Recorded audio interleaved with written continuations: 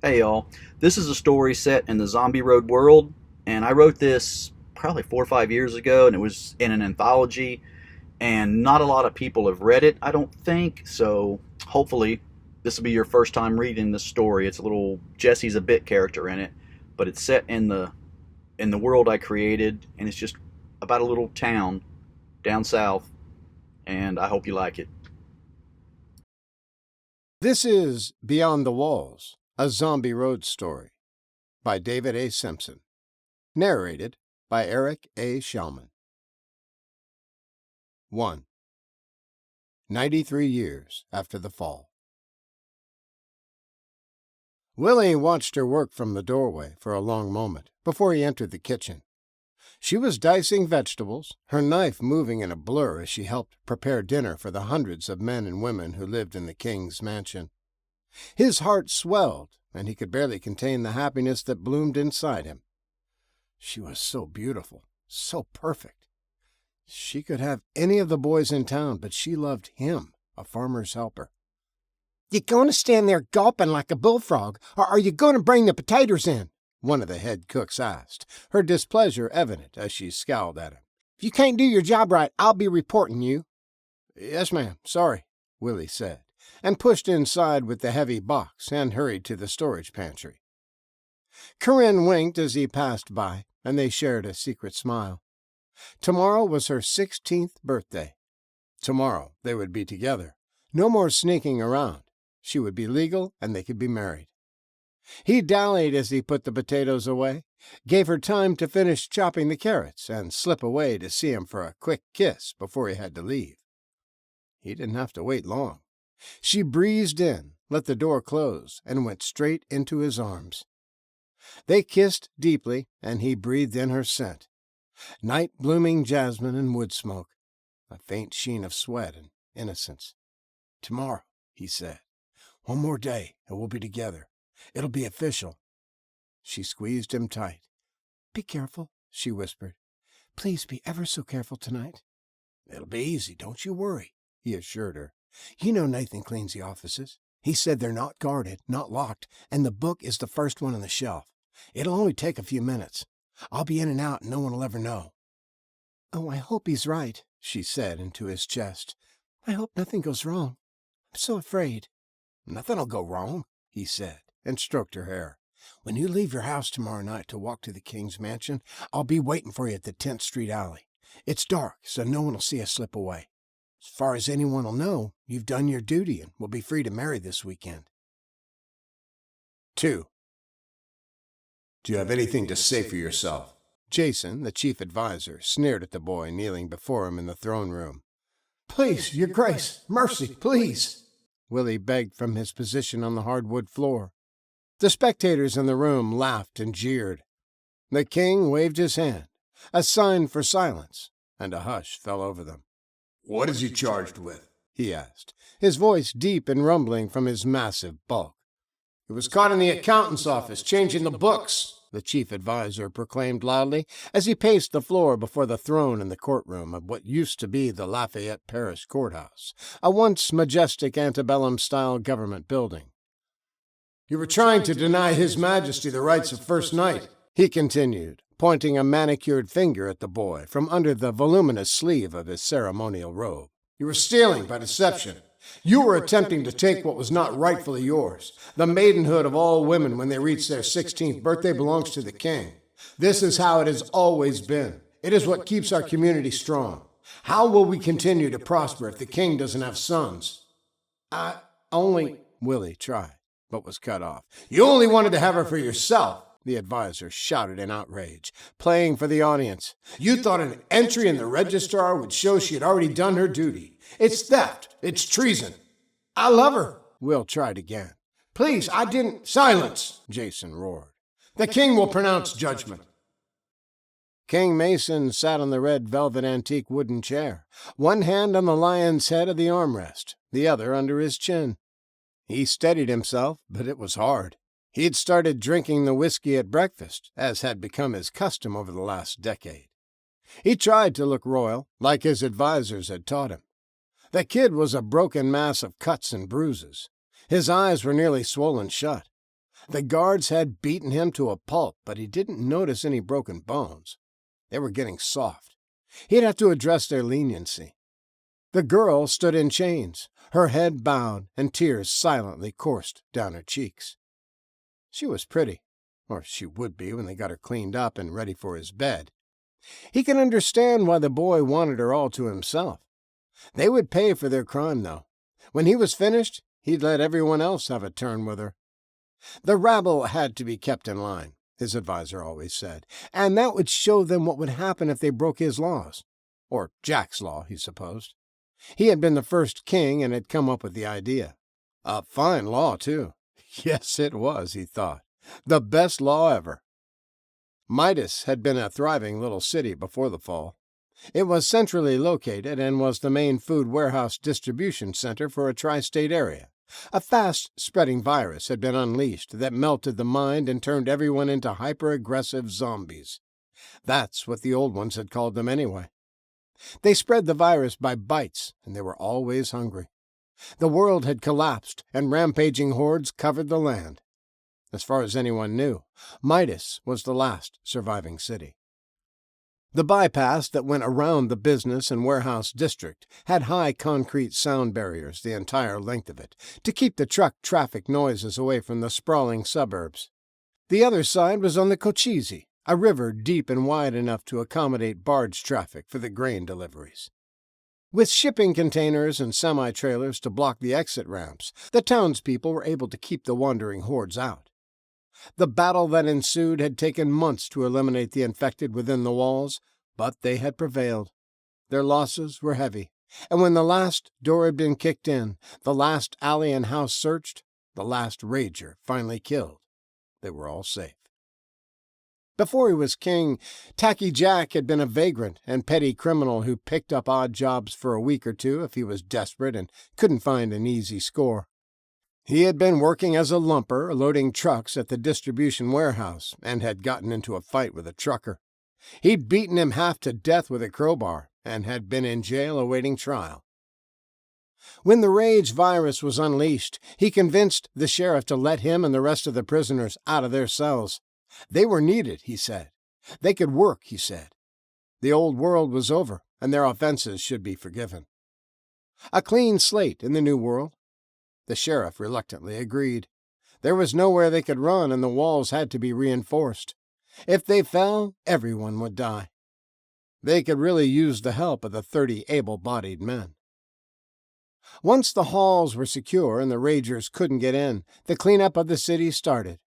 Every house, every closet, every nook and cranny where an infected might be had to be searched. Jack gathered a group of hard men he'd been in jail with and whispered his plan.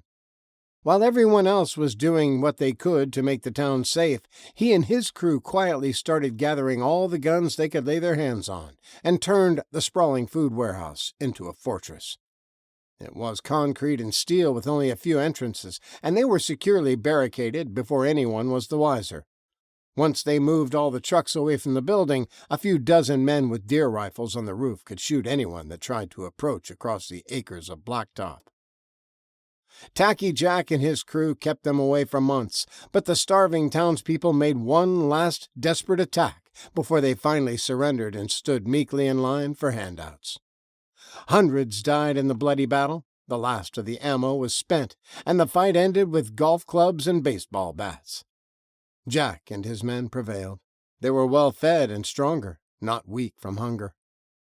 After the final battle, Tacky Jack became King Jack. His crew became lords and advisors, and they set up the Midas Kingdom. The warehouse food lasted for years, long enough to turn the parks into cropland, fish farms to be established, and for the hordes outside the walls to lose interest and wander away. He ruled harshly, but most of the people accepted it and fell in line. They were safe from the infected, there was food in their bellies, and they thought they were the last surviving town in the world. Anyone that made trouble disappeared. It didn't take long for the town to slide into what it became. Years later, when King Jack grew feeble, a successor was needed. He had so many sons he couldn't keep track. He had bedded nearly every woman in town after he instituted the king's right at first night. It was announced that anyone with royal blood could be the next king. All they had to do was be the last one to leave the arena. Not all of his sons chose to fight. Some weren't suited for it. Those that did fought to the death in a free-for-all on the high school football field. King Chris was the next in line, but he died in his 5th year of reign, and there was another arena battle. Then came King Aaron, King Fred, and so it went until King Mason came to sit the throne in his 18th year by killing King Barty. He was a huge man, and although he had been challenged, no one had bested him. He had reigned for the past 20 years as one of the cruelest rulers in memory. As far as anyone could remember, the kingdom had always been the way it was, and there was nowhere to run if you didn't like it. Nothing but vast, empty wastelands beyond the walls. No more humans besides them except the wretched junkmen. "Your Highness?" His chief advisor gently prodded. He'd been daydreaming too long, staring at the girl's breasts and looking forward to the evening. It had been a while since he'd been able to do anything he wanted to one of the virgins they brought to his chambers. He wasn't supposed to damage them. They were returned to their families the next morning, and they were carrying his seed. But this girl was a criminal. He would toss her out into the world when he was finished with her. If she survived the night, she'd be dead within the week anyway. He didn't have to be careful. He could do anything he wanted. "Banishment," he pronounced solemnly. His thick brow furrowed. His close-set eyes squinted as he remembered to sound royal, not slur his words. "Send them beyond the walls, but bring her to my chambers first. I will take what is mine before she is exiled." Everyone bowed as he stood to leave, and after the door closed behind him, the chief advisor addressed the gathered crowd that had come to see the king's judgment. "Let this be a lesson to the rest of you. Do not withhold what is rightfully not yours, not the fruits of the field, the fruits of your labor, or the fruits of your women. As you can see, the king will not treat these as trivial matters." He looked down at Willie with contempt. The boy slumped and hung his head. The chief advisor's small smile fell away. He had expected more groveling, more begging, oaths of fealty and promises of loyalty. Anything but the indifferent acceptance. He narrowed his eyes. "Gimp him," he said. "And when the king is finished with her, chain them in the common room. Anyone who wishes can take their turn, and he can watch and reflect on the error of his ways." There was a gasp from the crowd as Willie lunged at the advisor, his fury blinding him of everything, except getting his hands around the pompous man's throat and strangling the life out of him. A guard clouted him to the ground. Fresh blood poured from a new gash on his head, and Corinne screamed as they dragged her away. Willie tried to clear his vision, his spinning head. He wanted to kill the smarmy bastard, wrap the chains around his neck, and choke the life out of him. But a guard jerked his restraints and pulled him away while another put the fists and boots to him. Banishment meant a hard life beyond the walls, but if a person were clever and cunning, they could survive. If they could avoid the slow mutants in the packs of wild animals, that is. The exiled were still allowed to scavenge and trade anything they found. Once a month, the front gates would crack open, and there was an open-air market just inside the walls. The exiled could see their families and survive off the scraps. They were a ragged lot, barely alive, but at least they lived and could trade trinkets for food. If they gimped him, cut his Achilles heel, he had no chance. He wouldn't be able to run or even walk properly. He tried to protect his head and face, absorb the blows with his body, but the blunt end of a spear sent him into blackness. When he woke again, there was raucous laughter from the line of men awaiting their turn, and mournful cries from the girl he loved. He wished he could blot them out. He wished someone would have mercy and kill them both. But no one did. The night lasted forever. In the morning, they were dragged down the streets, and people came out of their houses to follow the sad procession. The gates were cracked open, and they were tossed onto the broken asphalt, the remains of a road that once flowed with traffic. It was crumbling and overgrown and disappeared into the gloom of trees not far from the wall. The guard gave him one last kick, then started walking back towards safety inside the gate. She was barely conscious, and he held her for a moment, his heart aching at the damage they'd done. He barely felt his own pain, knew it was nothing if compared to hers. "Better run, boy," the guard said. "The catwalks are open and they're hurrying up so they won't miss the show." Willie had never seen the show, but he knew what it was. The city guards would line the walls and throw rocks or garbage at the banished. Bets were placed, and sometimes enticing packages of food or weapons were thrown down to lure them close. Packages that would help them survive in the wild, but they would have to brave the hail of rocks to collect it. Corey was in a bad way. She could barely stand and didn't seem to know where they were. Willie's ankles shrieked in agony when he tried to put pressure on it. He draped her arm around his neck and tried to support her as the blood flowed from his cut tendon and dripped down his leg to mix in the dirt under their bare feet. The gates closed with a dull thud, and they were alone. Hobbled, beaten, broken, and with nothing but the threadbare clothes on their backs, they were left to fend for themselves. The catwalks along the top of the walls were filling with the guards, and the first were already hurling their rocks. Willie looked up, not expecting much, but hoping nonetheless. They had friends and family. Someone could have bribed a guard to toss them a bundle of food. Karen cried softly as he looked for a package to fall, and searched for a single friendly person, but found none. There were only the dull-faced men trying to hit them before they were too far away. He pulled her tighter and started hobbling to the forest. Up on the wall, some bets had already been lost, and men groaned and money changed hands. Some had wagered they would stay and allow themselves to be cut down by the guards' arrows.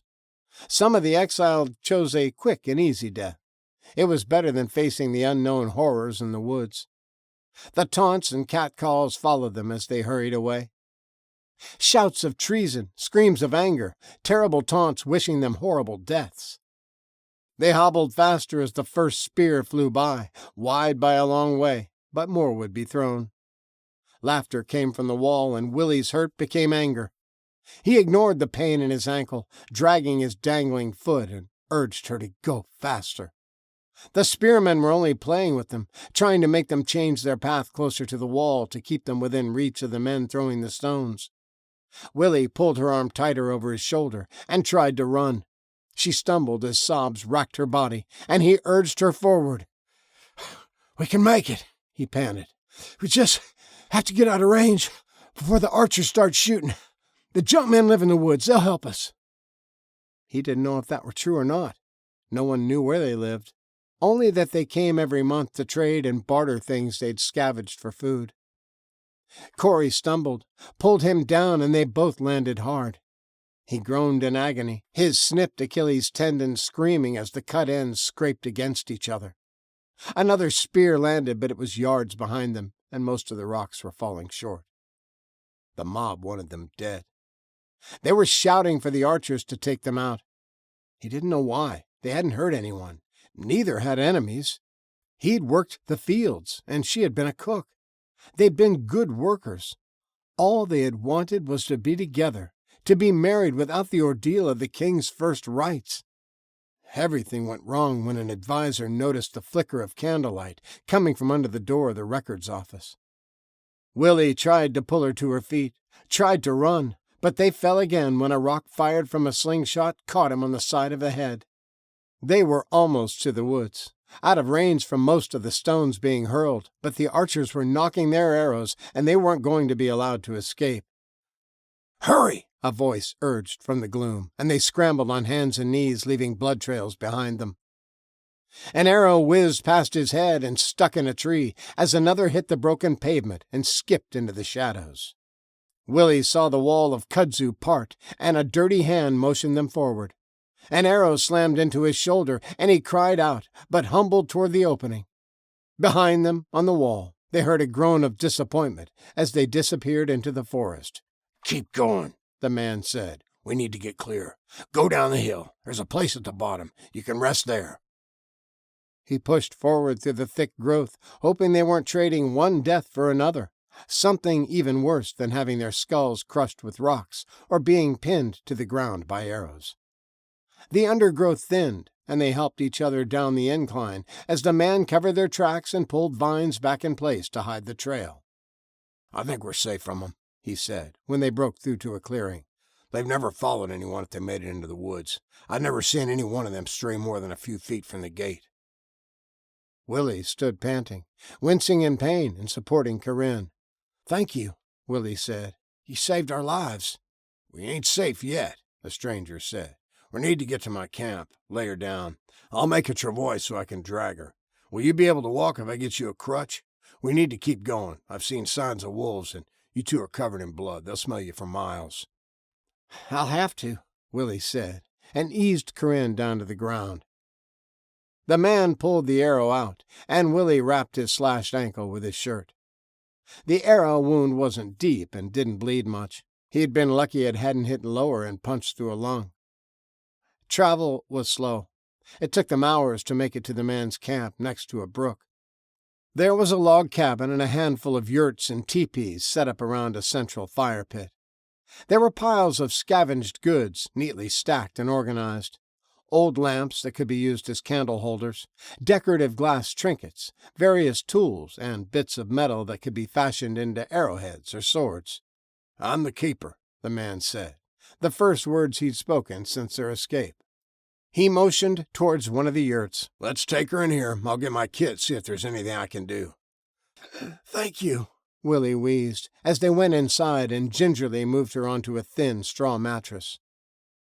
Her dress was soaked with blood from the hips down, and she cried out as she lay on the mat. The keeper washed his hands, then tended to their wounds as best he could. He sent Willie away after he rebandaged the ankle and changed the dressing on the arrow wound. It had hit the bone and stopped. The damage didn't look too bad. Everything else would heal in time. He was black and blue and had too many cuts and scrapes to count, but after all, it was only a beating. He'd survive. The girl he wasn't so sure about.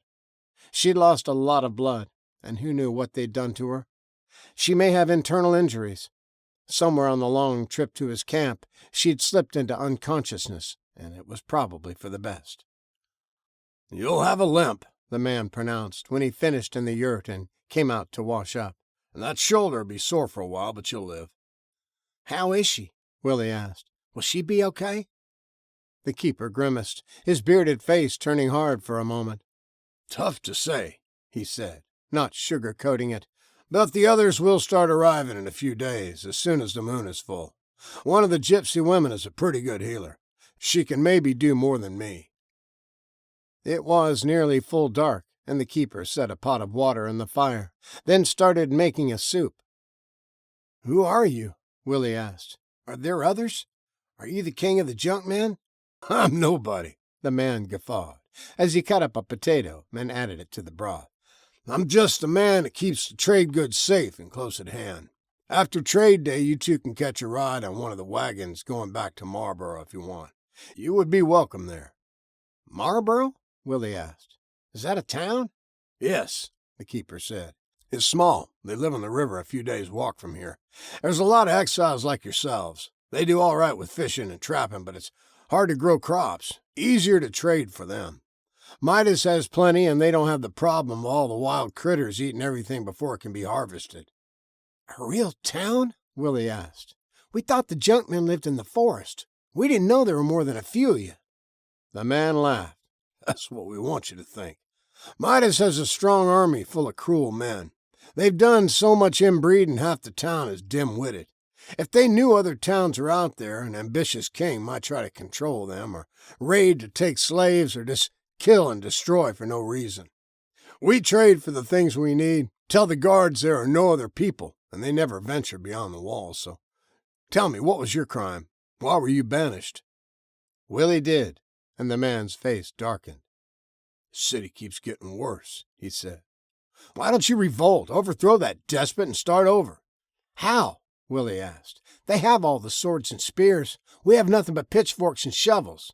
"Nobody has a gun?" the keeper asked. "Wouldn't take many. The ammo's rare, but it's still available." "What's a gun?" Willie asked.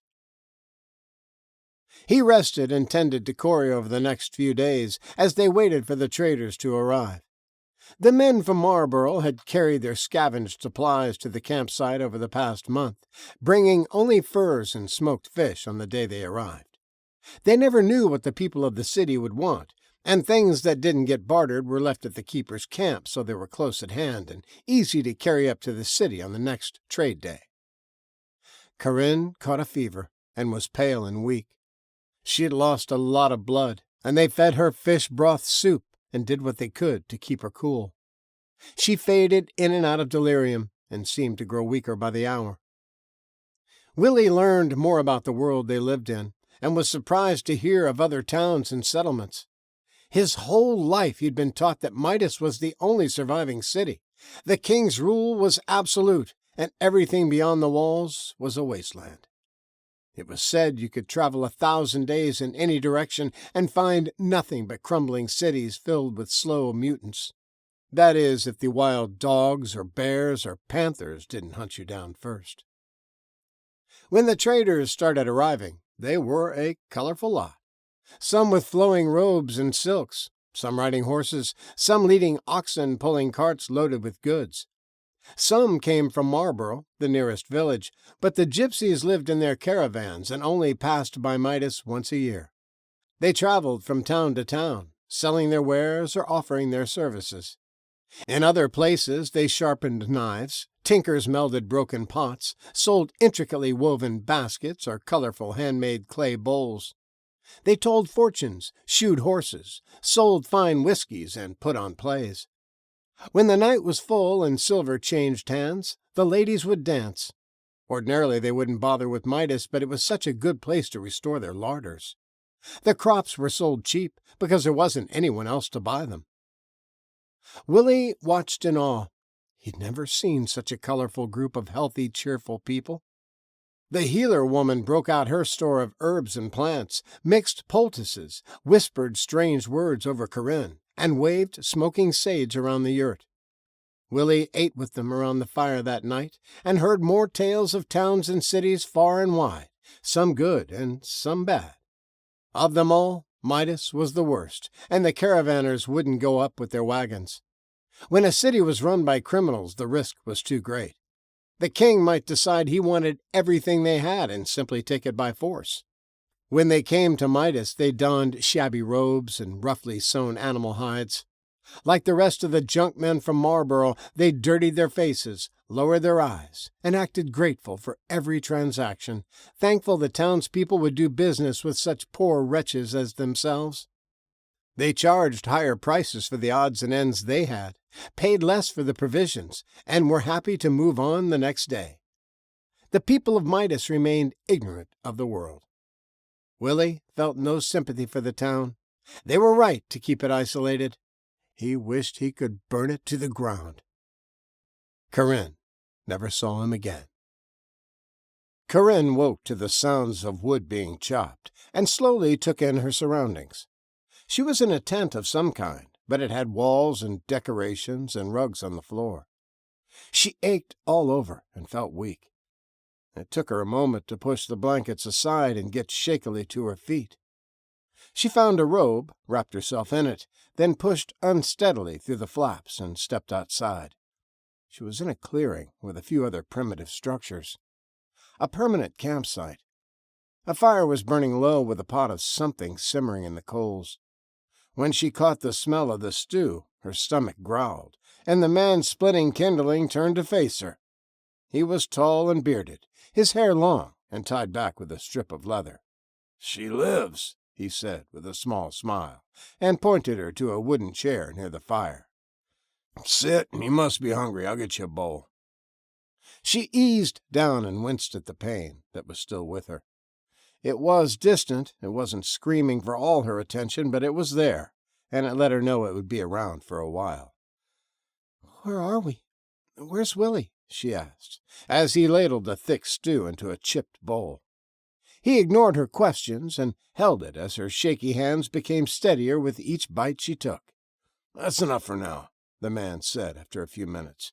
"You need to go slow. You've been out for a few weeks. You'll throw it all up if you gorge." "A few weeks?" she asked as she looked around. "Where are we? Who are you? Where's Willie?" "First things first," the man said. "You've been through a lot. What do you remember?" Corinne closed her eyes and gingerly sat back in the chair. "We were exiled," she said. "They hurt us. I don't remember much after being dragged from the throne room. I don't want to remember that part. Willie said if we can make it to the forest, the junkmen might help us. I guess he was right. You're a junkman?" "Yes," the man said, "but they call me the Keeper." Corinne looked around at the neat stacks of things around the camp, the kinds of things she'd seen on trade days. There were shoes and boxes of clothes and hand tools and various other things from the time before. Things that were made back when the world knew how to make things. "Is Willie here?" she asked for the third time, and the man looked at the ground, shifted uncomfortably. She knew bad news was coming. "He was," the Keeper finally said. "He was hit by an arrow. It wasn't bad, at least I thought it wasn't, but I guess they dip him in buckets of waste. If it doesn't kill you outright, it'll kill you slow. He got infected, wasn't nothing I could do about it. He died last week." "I think I need to lie down," Corinne whispered, and struggled to her feet. He heard her sobs for a time, but she eventually fell asleep as he stared moodily into the fire. Weeks passed and she healed. The bruises faded and the cuts became scars. She started helping around the camp and took over the cooking duties. The Keeper was well pleased. He had grown tired of his own soups and stews. He chided her when she grabbed the hatchet and started to cut wood. "You'll hurt yourself. Give me that. I'll do it." Corinne weighed the heft and balance of the old iron hatchet with its long hickory handle, then spun and hurled it at a stump. She giggled at the wide-eyed look of surprise on his face. "My father was a woodsman," she said. "He showed me that trick when I was little." "Well, I guess I stand corrected then," he said, as he stroked his beard. "A woodsman, you say? Who is he? I've met a few of them over the years. They're the only Midas people you ever see outside the gate." "Simon," she said. "But he disappeared a long time ago. He went to cut firewood and never came back. Did you know him? Do you know what became of him?" "Tall fellow with dark hair? Kept it short, but his beard was long?" "Yes," Corinne said. "You knew him?" "I remember," the junk man said. "Only met him a time or two, but then one day there was a new man out gathering wood. I supposed he was assigned a different job." She shook her head, disappointed, but not surprised. It was a harsh world. "Did he know about the other towns?" she asked, not believing he would abandon them, but still she had to ask. "No," the Keeper said, and shook his head. He was emphatic. "We tell the exiled if they survive the stoning, and we find them before they're lost, but never anyone else. Never." Time passed, and each day she was a little stronger, felt a little better. The Keeper told her of the old world, a time before the fall. He didn't remember it, of course, but his father told him stories his father had told him. She listened intently and asked a lot of questions about this thing called a gun. He showed her pictures from one of his books. "You could still get them, but they're rare," he said. "Where?" she asked. "Why?" he asked in return. "Midas," she said, and her face was hard. When the next full moon came, she was ready to leave with the traders. She had her strength back and wouldn't listen to reason. He'd tried to convince her it was suicide to go back for revenge. He told her to forget the past. The world was big and full of life. Most places weren't like Midas. Most places weren't dying and full of despicable people. Her mind was set, and her will was strong. She wouldn't listen. He gave up telling her it was useless. She was going back inside with or without his help, so he stopped trying to talk her out of it, and they discussed various ways of killing the king. Sneaking back in and adding poison to his food would be the easiest, he'd argued, but she dismissed the idea. Her face was marred. She would be easily recognized. "Why do I need to be sneaky?" she'd asked. "I'm going to have a gun. It will kill everyone." "No, it won't," he said. "Guns are better than spears, but what if it runs out of bullets or breaks? What are you going to do then? If you're serious, you need to be ready for anything." He was convinced she was going to get herself killed. If she was intent on making them pay for what they'd done, she needed a team, a handful of heavily armed mercenaries who would go in and take care of business. She had nothing to offer, though, and Midas had nothing anyone wanted other than fruits and vegetables. Nobody was going to risk getting killed over a few cucumbers. "Once you get to Marlborough, you might be able to find a gun." He finally relented and offered what advice he could.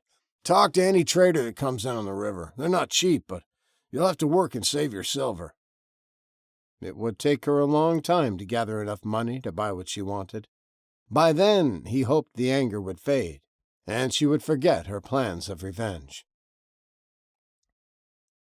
The walk to the river town took 2 days. The trader carts were loaded with grains, vegetables, and fruits they'd gotten from the market. The path followed a broken asphalt road and wound through abandoned towns that nature was reclaiming. Only a few structures remained upright, mostly held in place by the kudzu and ivy that engulfed them.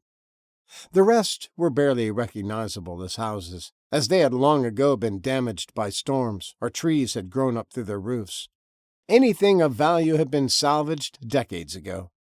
The wires and pipes in their walls had been torn out, any unbroken windows carefully removed. Other towns they passed through were nothing but a few broken roads, the buildings burned, the remains covered in weeds and trees. Marlborough was a thriving river community where most of the people made a living from the waters. They either fished or hunted gators, turtles, or birds.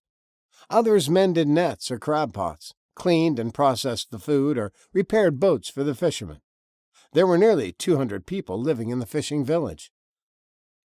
"They'll feed you and let you live in the common house where the traders stay if you help out," the keeper had said.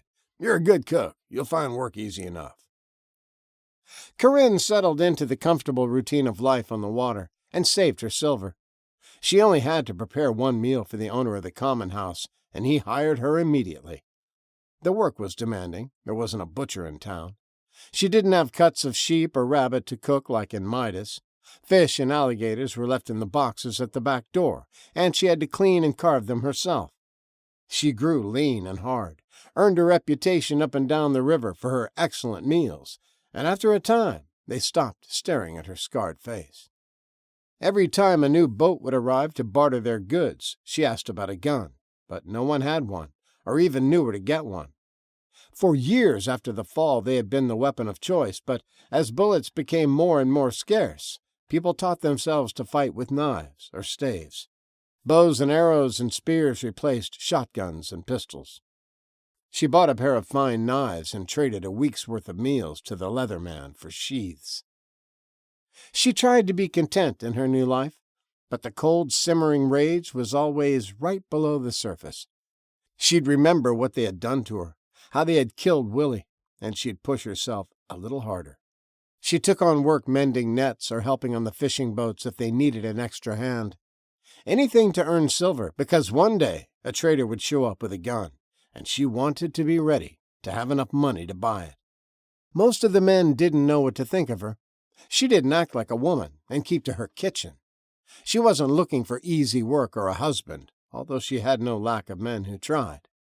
In the 3rd month, when she was starting to think all the mystical guns were long gone, a stranger pulled up in a boat unlike any she'd ever seen.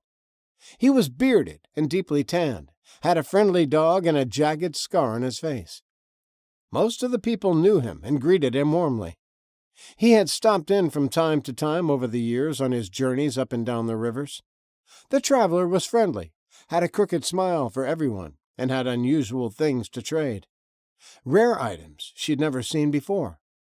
He had things from the time before that still worked, books for those who could read, presents for the children, and stories for the men. He was loud and boisterous when he drank heavily at the riverfront bar. It was said he went places no one else would go, traveled farther than anyone had ever traveled, and one night, when everyone had gone home or passed out from the rum, she approached to ask him about a gun. He sat at a table with his dog, sipped a warm beer, and watched the slow-flowing river shimmer in the moonlight as it wound its way to the Gulf. He stared at her for a long moment, at her tanned and toned arms, at her once pretty face that held a twisted scar of its own, and at the fine fighting knives at her side. "What's your name?" he asked. "It's Corinne, sir," she said, and met his stare. It wasn't an unkind stare. His eyes were soft, but there was a hint of danger about him. She thought he might be a violent man if the need arose, a very violent man indeed. "I'm not a sir," he said. "Call me Jesse. Have a seat and tell me why you need a gun." "Revenge," she answered. "Do they deserve it?" he'd asked. "Do they really deserve to die?" "Yes," she said. They spoke until the sun started chasing the night away, the eastern Louisiana sky slowly turning lighter shades of gray. He said he was on his way back to his home on an island in the Caribbean, and he was already running late. He had to get across the Gulf before the hurricane season started. She'd never spoken to anyone else about where she came from or how she got the scars, but he had a way about him. He was easy to talk to, and she told him what they had done to her, how they had killed Willie and many others before him. She told of the misery and how everyone suffered except the rulers and those that cozied up to the king. He knew of Midas and about the king with 100 sons. Dozens of the Marble residents had a bad limp and had been exiled from it for one reason or another. She didn't ask for his help, only if he had a gun to sell. The traveler hadn't had to use his shooters in decades. He'd kept them oiled and cleaned and in an old military ammo can, but he didn't have much use for them anymore. He wouldn't part with his favorite Glocks, but he had a spare pair with him.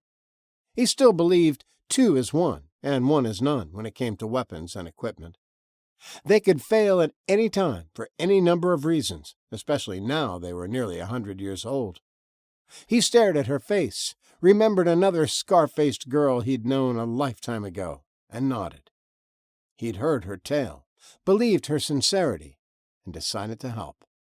"Come to my boat tomorrow afternoon," he said. "I'll show you how to use them."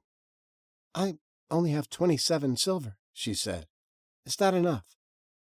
The guns and bullets were worth a king's ransom in a world where they were nearly impossible to find. "It's enough," he said, and stood to go. His boat was different than the rest. It was powered by the wind instead of oars, and designed to travel far. His dog barked a greeting when she arrived at the docks and yelled a hello. The man waved her aboard, his faded shirt hanging open, and she noticed old scars on his deeply tanned chest. He had been through much, judging from the jagged white lines that stood out in contrast to the leathery tan. He placed 2 black pistols, automatics he called them, on the table and told her how they worked. He showed her how to hold them, how to load the magazines, and how to completely disassemble and put them back together.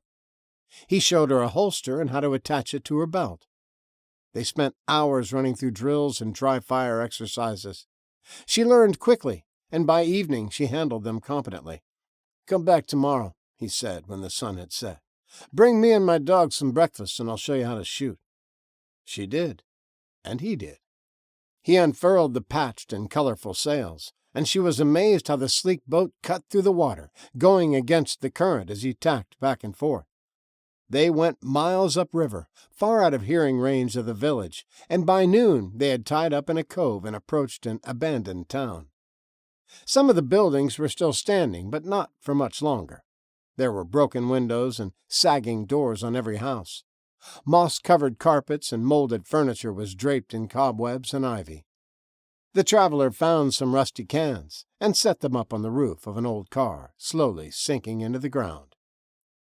He told her it would be loud, but she still wasn't ready when he fired the first shot and sent a can careening onto the crumbling road.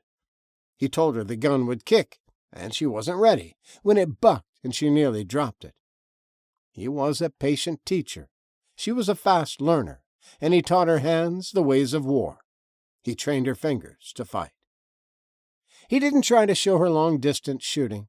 The way she described the king's mansion, all her killing would be up close and personal. He showed her how to fire, reload, and keep moving, how to use bodies as cover, and where to aim to do the most damage. They went through 4 boxes of ammo, but by the end of the day she was hitting everything she shot at, swapping magazines with blinding speed, and reloading on the run. "Keep moving, and keep your knives handy," he said. "The guns may malfunction or jam. You could get surprised and have them knocked out of your hands. Always have a backup plan, and don't forget to take weapons from their bodies if you need them." Going downriver was much faster. They had a decent breeze and the colorful sails filled with the wind. They cut through the water, straight and true, as fast as she'd ever been, and it was exhilarating. He dropped her at the dock, but didn't stay. He had miles to go and a full moon was rising in a cloudless sky. The sleek sailing boat was gone almost as soon as it arrived, and he was out of sight before she remembered she hadn't paid him for the guns and bullets, and extra magazines. The 27 silver was still in her pocket. She used the money to hire a craftsman to make holsters like the travelers. They had to be fast, she said. The shooters had to slide in and out without sticking or catching. They had to be slick without being greasy, and they had to ride comfortably. One was for all the world to see, slung low on her hip, the other hidden in the small of her back. The traveler was lightning quick and shot equally well with either hand, but that was a skill she wouldn't need. Not if all she was planning on doing was killing the king, who had held her down, had his way, then cut her face just to watch it bleed. The advisors were next. They propped up the king and kept him in power. The guards were told they could take a turn too if they wanted, but not many did. It had been the simple-minded, doughy-faced ones, the king's inbred sons. They were the cruelest. She didn't remember how many of them there had been, but she knew how many she wanted to kill. She had 100 bullets. She hoped every one found a target. Maybe, just maybe, if she eliminated enough of the corrupt and twisted men at the top, somebody would step up and be a better ruler. She saved parts of the alligator hides and sewed them onto a heavy canvas shirt. If a guard threw a spear or shot an arrow, she hoped the thick leather would deflect the weapon. She knew she had little chance of getting out alive once the guards were alerted, but she needed to make it to the king's chambers before they cut her down. If she moved fast, she could sneak in and put an end to his life before they knew what was going on. Corinne gave away the things she wouldn't be needing, the few possessions she'd accumulated during her stay, said her goodbyes, and shrugged into her pack. She'd set an easy pace down the broken, overgrown road that led back to Midas. She had learned much in the months since she'd been banished. She wondered if anyone else inside the walls knew there was a vibrant, living world beyond them. Did any of the rulers know there were other towns? Did they hide the outside world to keep control, to keep the people as little more than slaves? She understood why the junkmen hid the truth. The rulers of Midas were twisted and evil, and everyone worked for them in one way or another. The right of first night by the kings had been going on for so long, most of the city was related. She realized the keeper was a prison warden of sorts. By supplying the people of Midas with the things they couldn't get and little baubles that caught their eye, he kept them contained. Why would he want them loosed on the world? It was best to keep them in the prison they made for themselves. Everyone she'd met since she woke up in the keeper's camp had been friendly. He was a stranger, had nursed her back to health, gave Willie a good burial, and asked for nothing in return. In Marlborough they had welcomed her, found her a place to live, and paid her for her work. If she hadn't been exiled, she would have been shunned and made to empty the chamber pots or work in the pleasure house. It would have been a miserable experience. She didn't make camp on the road. It was dangerous by herself. The slow mutants could be anywhere, and the wild animals weren't afraid of one person traveling. A campfire wasn't enough to keep them away if they were hungry. She climbed a tree, strung out her hammock, and ate dried fish and berries as she stared up at the stars.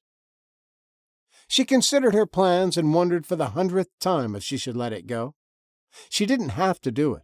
She could go back to Marlborough and save a life. She was a good cook. It would be easy to open her own cafe or go to another town. The traveler had told her there were hundreds of thriving communities all over, and the rivers were fairly safe to navigate. There were pirates and cutthroats, of course, but she had guns and knew how to use them. It was her great equalizer, and she was no longer afraid of men with swords.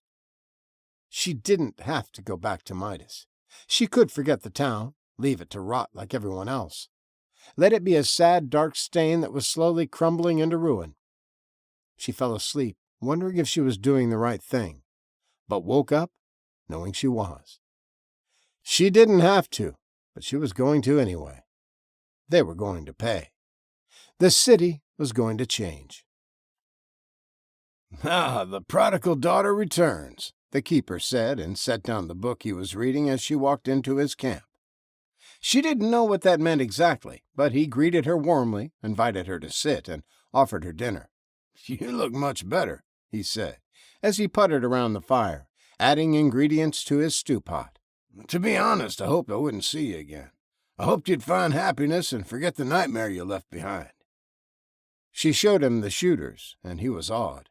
He'd seen a gun before. When he was young, they had been more common, but he'd never known anyone to own two. And so many bullets. She was rich. She could trade them and have enough silver to buy a house and a horse. Anything she wanted. "He gave them to me," she said, when he asked how she was able to afford them. "I think he wants me to succeed." "And do you have a plan?" the keeper asked. "Yes," she answered, and slid the guns smoothly into their holsters. "Sometimes, when Willie would make a delivery to the kitchen, we would sneak off and go for walks. He showed me a little creek that goes under the wall. It has bars, but they're old and rusty. Some of them are broken. It'll be easy to sneak through." The keeper tried one last time to get her to change her mind, told her of wondrous places he'd heard tales about, told her she could join the gypsy caravans and see the world. But she wouldn't. "Someone has to stop him," was all she would say about the matter, and later that night she told him goodbye. Corinne stripped out of her clothes, wrapped her guns, then waded into the creek. There was only a sliver of a moon. She wasn't worried about being seen. There were no roving guards that walked the walls. The few on duty would be at the king's estate playing cards or nodding off. She pulled a pile of sticks and leaves away from the bars that blocked the large culvert. At one time she could have stood up inside, but it was half full of mud and rocks. No one had cleaned it out in decades. She squeezed through the opening and crawled until she was under the wall. She washed off the mud, dried herself, then pulled her clothes back on. They were all dark colors. The pants were durable leather. The armored shirt and her cloak were black enough to hide her in shadows when she drew up to the cowl. She moved silently down the garbage-strewn alleys until she came to the old courthouse, the king's estate, and watched for a time to see if there was any movement. She didn't expect much. They believed the walls kept them safe. There were a pair of bored guards lounging at the main doors at the top of the steps, and candles flickered in a few of the windows, but it was quiet. The hour was late, and everyone was asleep. The king's chambers took up the entire top floor. The guards' barracks were on the third, the advisors' apartments on the second, and the first was the offices. There were bars on all the ground floor windows, roughly installed during the early days when the old king moved out of the food warehouse. He had still been afraid people might revolt against him, but King Mason had no such fear. The guards were ceremonial. The rabble were meek as sheep. They did as they were told. The kitchen was in the basement, and she was the most familiar with it. The bread girls would be at work, and the fire boy would be bringing in wood from time to time. They were supposed to keep the doors closed and locked, but they didn't. It was too much of a bother. They were usually propped open to let the heat out. When a cloud moved over the moon, she ran across the road and crouched by the shrubbery. The lawn in the courtyard was kept short by goats, but the bushes gave her cover if she moved slowly.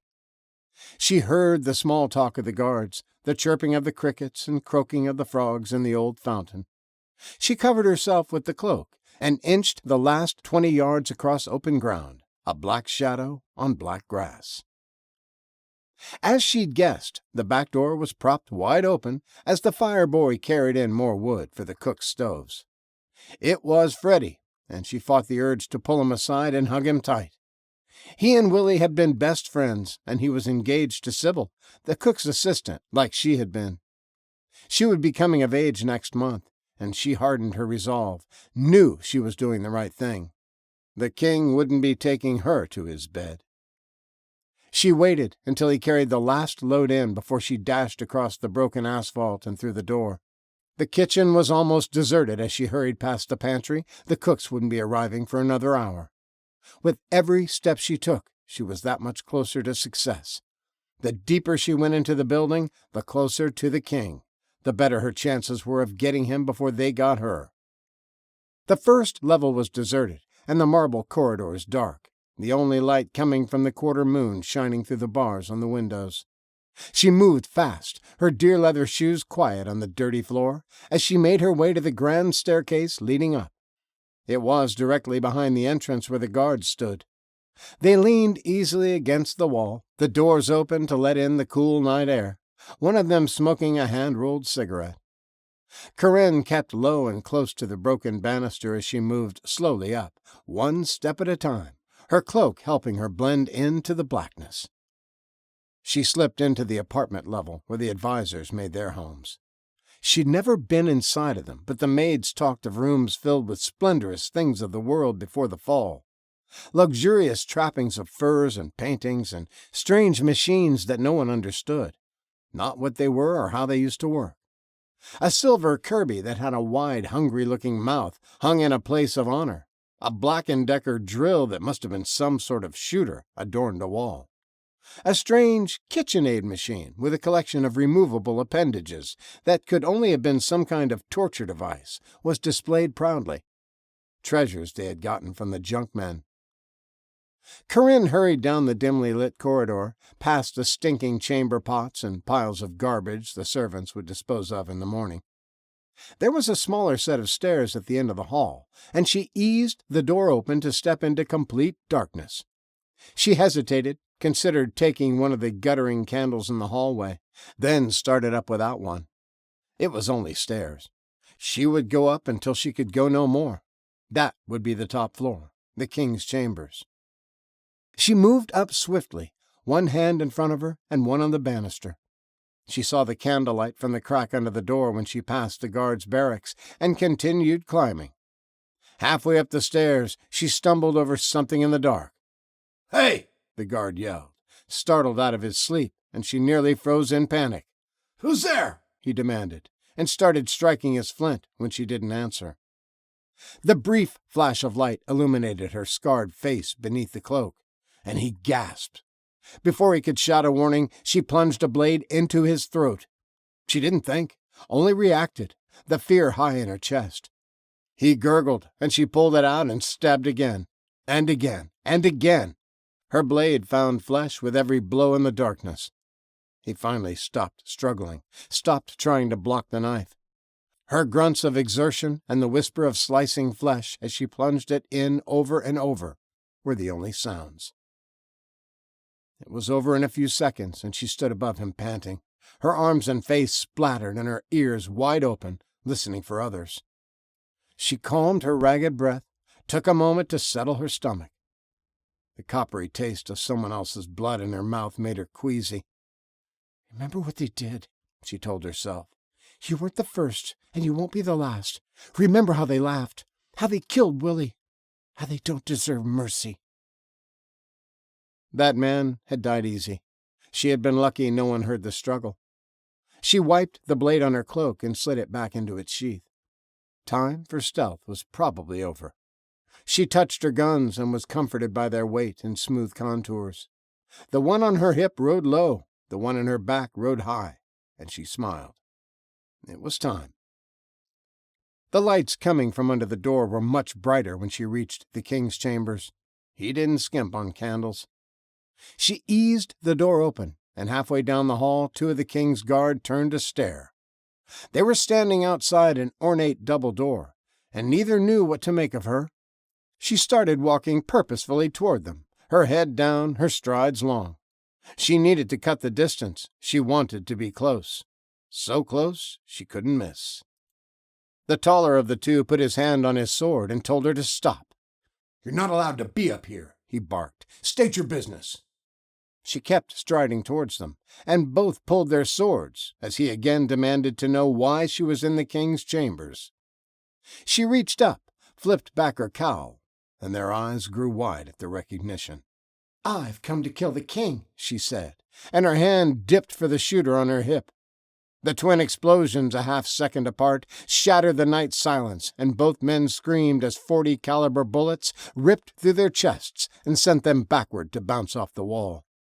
The corridor echoed with the deafening sounds, and smoke curled from her guns as she stepped over their writhing bodies. One story below, she heard a great commotion of men yelling and arms being rattled as they sprang out of bed. She shoved open the double doors, and there were screams from inside and shouts from the king. She ran towards them. She had to finish her business before the rooms were flooded with guards, and he escaped in the commotion.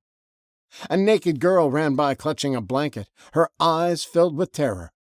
No one in Midas had ever heard the thunder of a gun, and it was a terrible sound in the confines of the stone building.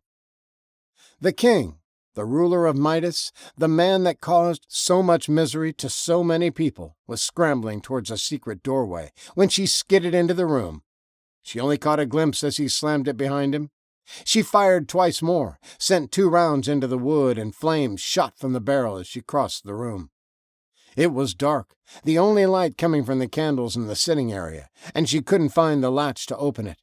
She heard men yelling and running down the hall as she hurried back to grab a candle. "There she is!" Someone shouted, and a spear flew past her head, stuck in the wall, and vibrated. She turned and fired as another spear was flung. The men rushing in started trying to rush back out, and there was a pile-up at the door. She emptied the magazine, sent hollow-point bullets tearing into flesh, and men screamed in terror and pain. The thundering booms echoed off the stone, fire flicked from the end of her barrel, and gouts of blood splashed the walls. Heads exploded, organs were ripped apart, and some of the bullets slammed through one man and into the next. They had never seen such slaughter, never seen men falling left, right, and center with gaping holes blown in them. Bones splintered, men screamed, the acrid smell of gunpowder filled their noses, and smoke burnt their eyes. Men scrambled to get away. The girl would kill them all, and there was nothing to stop her. The slide locked back, the gun stopped spitting death, but she kept pulling the trigger in the deafening silence. It took a moment for the guards to realize they weren't being slaughtered, and for her to notice the magazine was empty. She could reload and kill dozens more in their panic, but the king was getting away. The king was who she was after. Anyone else was just a bonus. She ran back to the bullet holes in the wall, slipped in a fresh magazine, and started searching for a hidden latch with the dancing candle flame. Somewhere behind her, the captain was bellowing orders for them to rush in. She found the latch in a bookcase and pulled the handle. The door popped open and she faced complete blackness. She raised the candle and saw the king huddled in a corner, his eyes round with fear. It wasn't a passageway after all, merely a hidden room. She set the candle down between them and squatted. "Do you remember me?" she asked. Her face was stark, blood-streaked, and scarred in the flickering light. He nodded, eyes shining with terror. He'd never seen a shooter, never heard its terrible thunder, and was frightened beyond belief. The advisors would save him. The captain of the guard would stop the girl with the gun. She waited. She wasn't sure why. Maybe she was hoping for an apology or for him to say he'd change. He'd never do it again. He said nothing, just cowered in the corner and waited for his guards. He was a slow-witted drunk, and there was nothing frightening about him when he wasn't surrounded by his minions. This was the mighty warrior who had bested his brothers in combat? Maybe the whispered stories were true. His mother had poisoned them all the night before, and they were sick the day of the choosing. Mason was huge, bigger than most, but he wasn't very bright. He couldn't have come up with such a plan. He was the kind of man to bash things with his fists, not use his brain. And apparently loud noises frightened him. He probably hid under his bed during a thunderstorm. She snorted in derision. "We have you completely cut off!" the captain shouted. "You're surrounded and outnumbered. There's no way out." "You have spears," Karina yelled back, and stood to face the opening. "I have a gun. I think I have you outnumbered." There was a pause before he shouted back. I know how shooters work. You're out of ammo. Your gun is empty. All you have is a knife. Corinna said nothing as she quietly reloaded the spent magazine. The captain was in for a rude surprise. You'll never get out alive. Let the king go, and we'll offer you safe passage to the wall. You'll be free to leave. But I came to kill the king, Corinna said. Then you'll die too, the captain shouted as he waved for his archers to take positions around the sitting room. And I promise you, it'll take a long time. You'll beg for death, and it won't be granted. Don't be a fool. Let him live, and you can walk away. I don't believe you, she said. You would never let me leave. I will, the captain said. The king will swear it. His word is law. The king would say anything with a knife to his throat, she replied. The advisors, then, the captain said. They will swear to it. Their word is law, same as the king's. Okay, she finally said, but only if they swear it on the king's name. She knew she'd never get out alive. As soon as they thought the king was safe, they would pepper her with spears and arrows, but at least she'd be able to kill some of the advisors. Since they thought she was out of bullets, she would be able to get close. There was a flurry of movement in the hall as the captain sent men running to get them. The minutes ticked by as they were hurried up the stairs and assured it was perfectly safe. The gun was empty. They had seen her pulling the trigger over and over, and the gun didn't shoot. Some were still reluctant, but knew if they didn't, and the king survived, they'd be the first to be hobbled and exiled, or worse. We're all here, the chief advisor said, when they had gathered in the sitting room, men with swords on guard in front of them. Come out, and we'll give you safe passage, if the king is unharmed. Corinna unholstered the gun on her hip, the one she wore for all the world to see, slipped a knife from its sheath, and motioned for the king to stand. He was growing more confident. Your gun is empty, he said, as he drew up to his full height and towered over her. This one isn't, she said, and waggled the one from her back. I've got 15 more rounds. Now keep your mouth shut and you'll be fine. I'll let you go at the wall. He eyed the matte black gun, the big hole in the end that spit thunder, and wanted it for himself. As soon as he was safe, the archers would cut her down before she reached the woods. He was too tall for her to put the blade to his throat, so contented herself with poking him between the ribs. It could reach his heart if she shoved hard enough. The other hand held the gun to his back. She stuck close and pushed him out of the secret chamber into the bedroom. There were guards with swords drawn in the darkness, and more in the well-lit sitting room. The advisors were against a wall, swordsmen in front of them, and archers with arrows at the ready flanked them. The chief advisor's lip curled when he saw them step into the light. The captain was right. She was the girl who had tried to avoid her duties to the king, the pretty little cook that wasn't so pretty anymore. He had given the captain explicit instructions that she shouldn't be killed. He was going to make an example of her. It had been a while since there had been a public torture, a slow stripping of skin with pliers or something even better. He'd have to give it some consideration. He was looking forward to it. Lower the knife, he said. You have our word, on the king's name. You will not be harmed. I'll let him go at the wall, she said, and pressed the blade a little tighter. Let me pass. My dear, he said, and stepped past his swordsman, giving his ceremonial robe a little flick so it blossomed out. You are a criminal. We cannot trust your word, but you can surely trust ours. He spread his hands, shrugged his shoulders, an apologetic gesture. This is the only way, you must understand. Besides, there is something you should know, he said, as he motioned for the archers to put away their bows. Corinna turned with the king in her grasp, kept the gun hidden, and didn't let him out of her sight, as he paced calmly around the room, shooing some of the swordsmen into the hallway. You wouldn't kill your own father, would you? He asked. Your own flesh and blood? You lie, she snarled. My father is Simon the Woodsman. I'm afraid not, he said calmly. You are Corinne the cook, daughter of Marianne the laundress. Marianne, who did her duties when she came of age. Marianne, who went happily to the king's bed. Marianne, who didn't try to keep what was not hers to keep. There was a slight resemblance now that she looked for it. The hair and the coloring of her eyes mostly. Not the slack-jawed appearance and heavy brow of slow thoughts. She had more looks in common with the king than the man who had raised her. She looked at the chief advisor, then to the rest of them. The other advisors looked perfectly normal, and it suddenly dawned on her who was really in charge. Who really ran the kingdom with their puppet king and his mindless army? Most of the guards had the same dim-witted look. Only the captain and a few of the others were different. Too much inbreeding, the keeper had said. So that makes you my brother, Corinne said, and looked at the men with the swords. And them too. Well, yes, I suppose it does. His smile widened. Sister.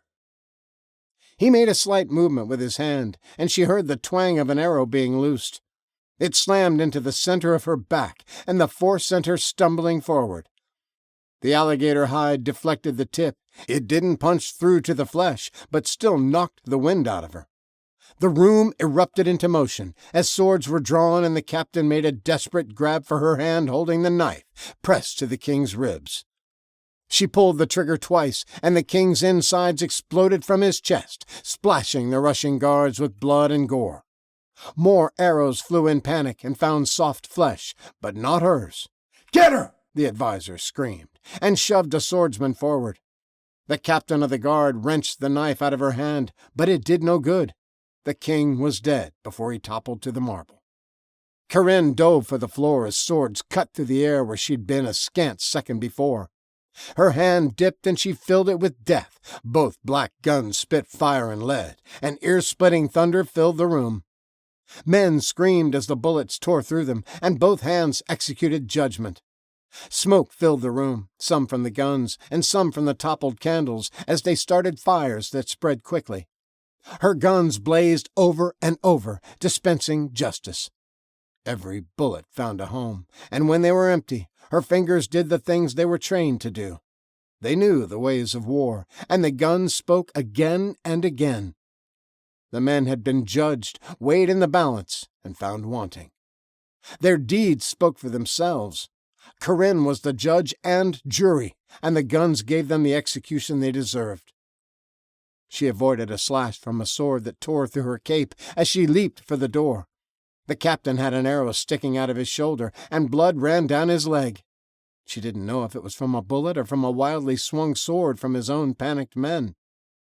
She ignored him and sprinted after the advisors, who were running for the stairs. Her guns spoke again, and 2 of them fell. Jason grabbed the man running in front of him and jerked him backwards by his ceremonial shawl, ran past him, and hurled himself around a corner. Karina shot the fallen man as she flew by and the slide locked open. Out of ammo. Her fingers knew what to do, but there were no more loaded magazines. No loose bullets in her pockets. She didn't know how many she had left in the other gun, but knew there was at least 1. The traveler had told her to count her rounds, but she'd forgotten in the pandemonium. The chief advisor was getting away, and she didn't dare take a running shot from a flight of steps above him. She didn't have the bullets to waste. He shoved through the wide double doors of the front entrance and would be gone, lost in the shadows if she didn't catch him. She put on a burst of speed, flung open the doors, and went flying off her feet as a sword caught her across the chest. The alligator hide absorbed most of the impact, but she felt the sting of the blade and fresh blood, her own this time, splashed down the front of her shirt. She landed on her back, ignored the pain, and raised her hand to shoot him as he raised the sword to finish her off. Her hand was empty. The gun lay halfway down the marble stairs. Jason saw her empty hand and paused before he drove the point through her heart. A cold, heartless smile slowly formed on his lips. There were hundreds of people on the lawn in front of the courthouse who had come to see what was causing all the thundering. There was clattering above them as men came hurrying through the doors, the captain in the front. He limped badly, and the broken shaft of the arrow still stuck out of his shoulder, but he was leading the charge.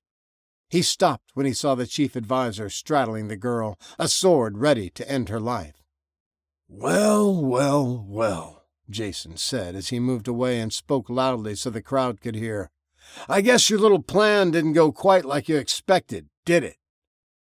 Corinne said nothing as she pushed up against a column and tried to slow her breathing. The cut was shallow. Her armor had taken most of the damage, but it still hurt, still bled and drenched her shirt. "And you," Jason said, and pointed at the captain. "There is going to be hell to pay for letting all this happen. I'll deal with you later." "The king is dead," proclaimed the chief advisor to the hushed crowd below. "Killed by a traitor. And it was all allowed to happen under his watch." He pointed at the captain, and the gathered people made angry noises. Jason couldn't help but to smile again. The girl had solved a couple of his problems this night. The captain had been a thorn in his side for years with his calls of leniency for petty crimes. He was too soft on the rabble, but he was too powerful to simply dismiss. "By rights and by law, I shall be king," he proclaimed. "I am his son, and when I kill her, the throne belongs to me. Her body will be nailed to the wall for the crows to eat." There was a murmur, and more people arrived, some carrying torches, some with pitchforks. "Kneel before your king," he commanded, and after a slight hesitation, they fell to their knees. Jason beamed. This was a moment he had long dreamed of, but didn't think would ever happen. He knew he didn't have the strength to fight in the arena, and now it wasn't necessary. The traitor had killed most of the slow-witted guards, the big bruisers who were all muscle and no brain, his brothers, who would have happily bludgeoned each other to death. Long live the king," someone said, and it caught quickly. Jason raised his arms to accept their praise, the bloody sword held high. "Long live the king! Long live the king!" they shouted. He turned to plunge the sword through the traitor's heart so all the crowd could witness, and stopped when he saw her standing, an ornate sword in her hands. His surprise turned to anger when he saw the captain of the guard staring at him, his scabbard empty. "She has a claim too, and until one of you are dead, neither is king or queen," he said. "The throne is only for sons," Jason spat, "not for daughters." "Not true," the captain said. "No daughter of the king has ever entered the arena because they had no chance. You proclaimed this is the final battle. You proclaimed this is the arena." The crowd stood and pressed closer, eager to hear the words. The chief advisor looked at the girl. She was half his size, bleeding badly from the slash across her chest, and didn't even know how to hold a sword properly. She was a cook who got lucky and found some shooters. She had an unfair advantage with her guns, but she didn't have that advantage now. He'd cut her down a little at a time, bleed her slow, and make her suffer.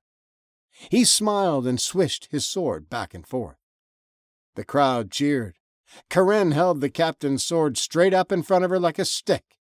Jason playfully knocked it away with a flick of his wrist, and she nearly fell trying to hold it up. It was much too heavy for her. It had been made for a strong man.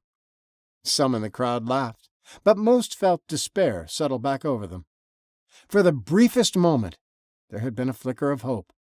There had been a chance, no matter how slight, that life in the kingdom might get better. But it wasn't. Corinne wouldn't best the advisor. She could barely hold the sword. Jason grinned, feinted, stabbed her in the shoulder, then danced quickly out of the way. He needn't have bothered. Her parry was so slow he could have stopped it with his hand. The crowd was hushed, and the captain started second-guessing himself. He only wanted to give the girl a chance. She had fought bravely, and her motives had been pure. He saw now that the sword would only prolong her suffering. Blood pumped out of the fresh wound, and joined that already covering her leather armor. The chief advisor twirled his sword in a fancy manner, tapped hers out of the way, and poked at her other shoulder. She flinched away, but he still drew blood as the crowd silently watched the slow slaughter of the girl who had tried to fight back. He gave them a little bow and did an intricate figure-8 maneuver while she recovered and held her sword up again. Blood ran down her chest piece and dripped on the landing. Jason did another showy move, tossed his sword from one hand to the other, started to poke at her shoulder again. Corinne threw her sword at his face, and he instinctively shied away, But she followed, jumped in close, and pulled her knife from its sheath. She buried it deep under his ribs, the tip hunting for his heart. Jason's eyes grew large and he gasped, tried to speak, but no words came out. She knew her blade had found its target. She felt his pumping blood gush down her arm. She pulled the knife quickly and shoved him down the marble steps. He tumbled, bounced, and landed in a bone-broken heap at the bottom. There was a hush. The only sound was the crackling of the torches. Even the crickets kept their silence. She stood there, breathing shallowly from the pain, and stared at them. Those with their pitchforks and torches, the upturned faces that didn't know what to do, what to say, how to feel. Behind her she heard someone move forward. Her blood mixed with the advisors, the guards, and the king's as it ran down her leg and pooled at her feet. She waited for the spear or sword to plunge through her back, to finish her off. The captain gently took her arm and slowly lifted it above her head. A victor's stance. "Long live the Queen!" he said, and the crowd was silent. There was more movement behind her, and she saw the men lay down their arms and take a knee. Clear-eyed men who didn't have the look of the king's sons. "Long live the Queen," they said softly, hesitantly, unsure how they felt about this sudden change. "Long live the Queen!" the captain shouted, and the crowd answered, echoing his words.